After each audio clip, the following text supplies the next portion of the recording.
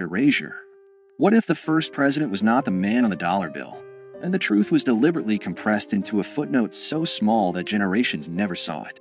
Because before George Washington placed his hand on the Bible in 1789, another man had already held the title of President of the United States. His name was John Hanson, and the fact that most Americans have never heard that name is not an accident. It is a story of constitutional confusion, political myth-making, and the deliberate shaping of national memory. To understand how this happened, you have to go back to a time before the Constitution, before the polished republic, back to a fragile confederation stitched together by war. In 1776, the 13 colonies declared independence from Britain, but independence was only the beginning. What followed was chaos: unpaid soldiers, collapsing currency, foreign threats, and states that behaved like small, suspicious countries rather than a unified nation. The fledgling United States needed structure.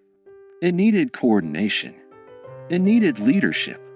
So in 1781, after years of debate, the states ratified the Articles of Confederation, creating the first national government of the United States. This government did not have an executive branch like we know today. There was no powerful presidency, no cabinet, no centralized authority commanding armies or vetoing legislation.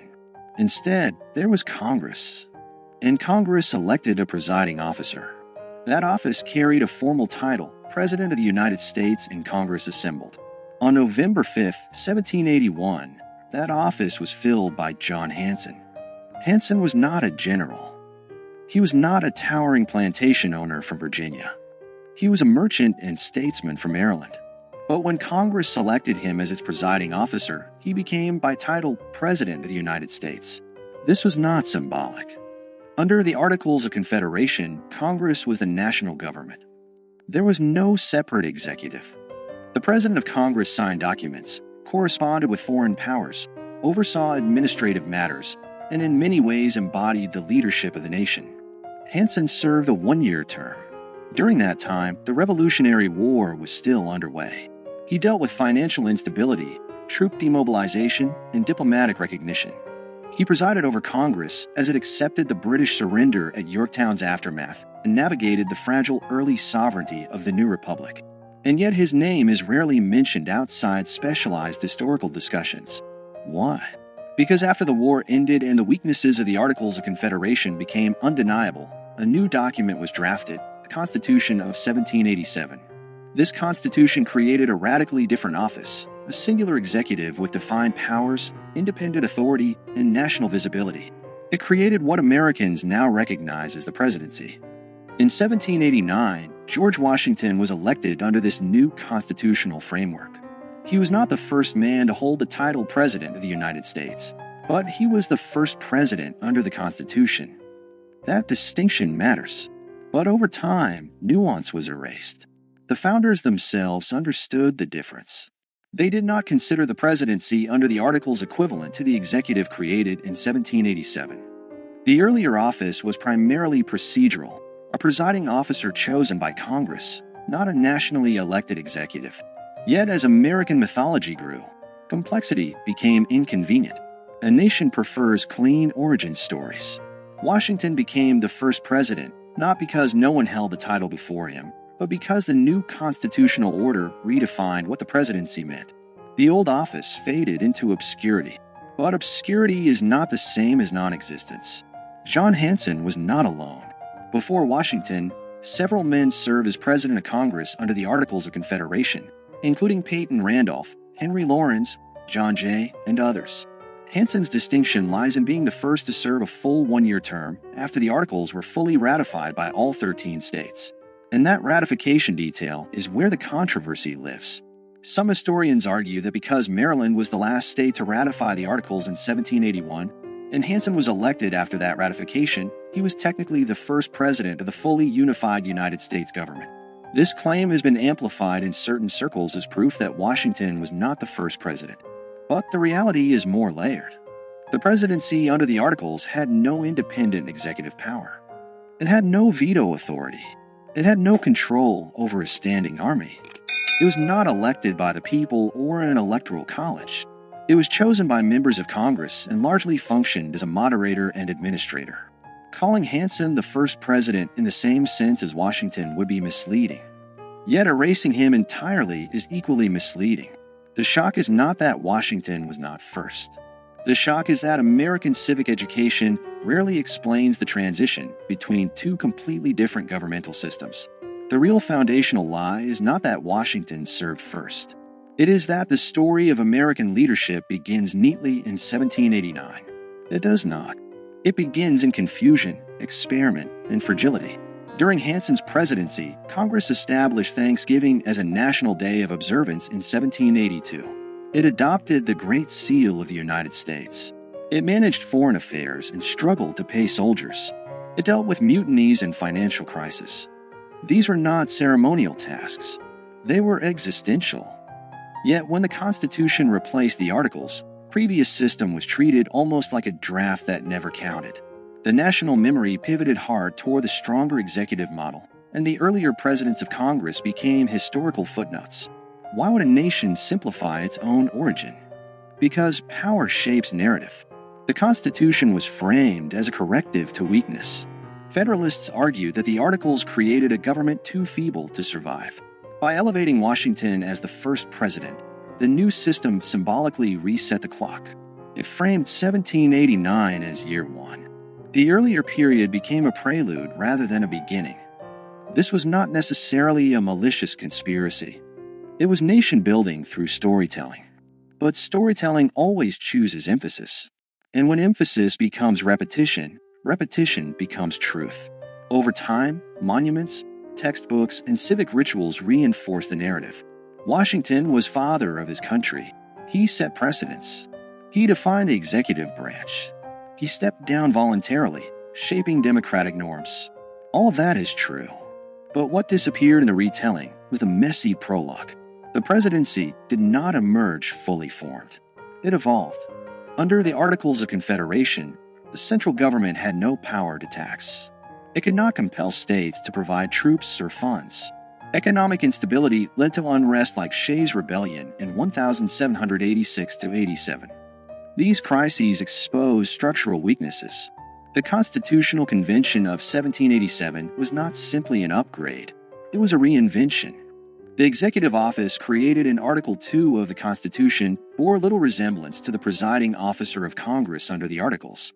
Washington's presidency represented a new experiment entirely. But here is where document shock enters the story. The Articles of Confederation explicitly use the title President of the United States in Congress assembled.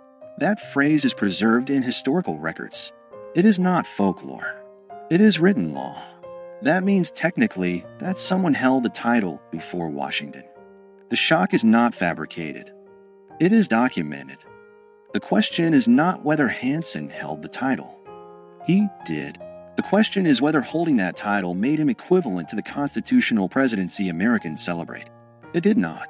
But the refusal to explain that difference clearly has fueled decades of confusion, and in some cases, deliberate myth-making.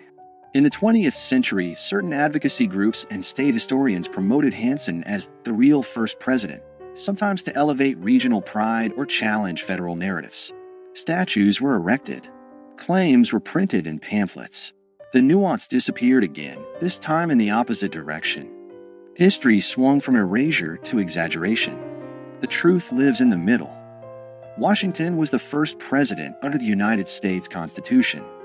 Hanson was the first president of Congress after full ratification of the Articles of Confederation. Both statements are accurate, but only one made it into national memory. This selective remembering reveals something deeper about American identity. The country prefers strong beginnings. It prefers heroic founders over experimental committees. It prefers marble certainty over procedural evolution. And so the fragile Confederation years are compressed into a blur between 1776 and 1789. That compression has consequences. When citizens believe their institutions sprang into existence fully formed, they misunderstand how governments evolve. They lose sight of how constitutional design responds to crisis. They forget that American democracy was not inevitable. It was negotiated, revised, and sometimes nearly abandoned. John Hanson's obscurity is not a scandal in the sense of conspiracy. It is a symptom of how nations curate memory. But in a broader sense, it does change everything. Because if the first chapter of the presidency has been simplified, what else has been streamlined for comfort? What other transitions have been flattened into clean narratives? The early republic was unstable. The Articles government was weak by design. Many Americans feared centralized authority after living under British rule. The pendulum swung towards state sovereignty, and then swung back when that model proved insufficient. Washington's presidency did not emerge from triumph alone. It emerged from failure. Understanding Hanson's role forces us to confront that failure. It reminds us that the United States had a first attempt at national government that did not work as intended. It reminds us that the presidency itself was born from revision. And it challenges the idea that history is a straight line.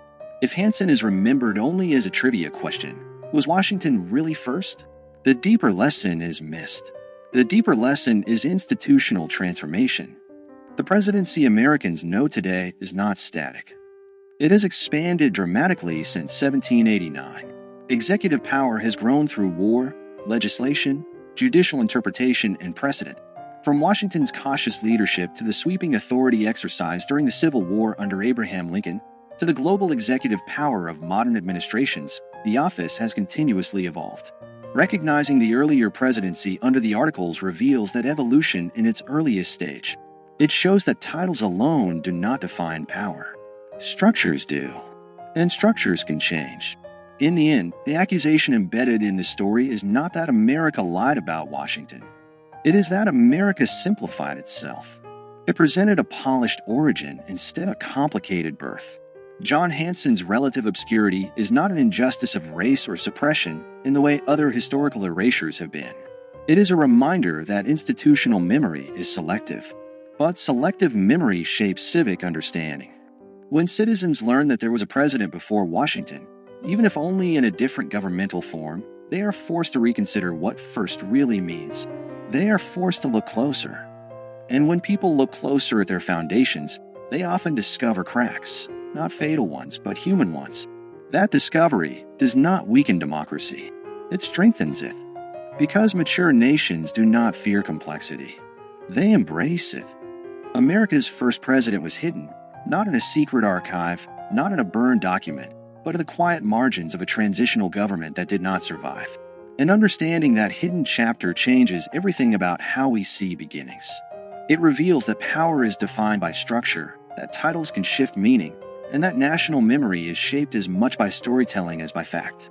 George Washington remains the first president under the Constitution. John Hanson remains the first president of the United States in Congress assembled after full ratification of the Articles of Confederation. Both are true, but only one became legend. The question is not whether Washington deserves his place. He does. The question is whether we are willing to tell the whole story. Because the moment we admit that the presidency had an earlier form, weaker, different, experimental, we acknowledge that America itself was once uncertain, unfinished, and fragile. And that realization changes everything. It reminds us that the nation was built not only by giants carved in stone, but also by administrators whose names faded when the structure they served was replaced. History does not always erase with fire. Sometimes it erases with simplification. And sometimes the most powerful revelations are not about scandal, but about structure.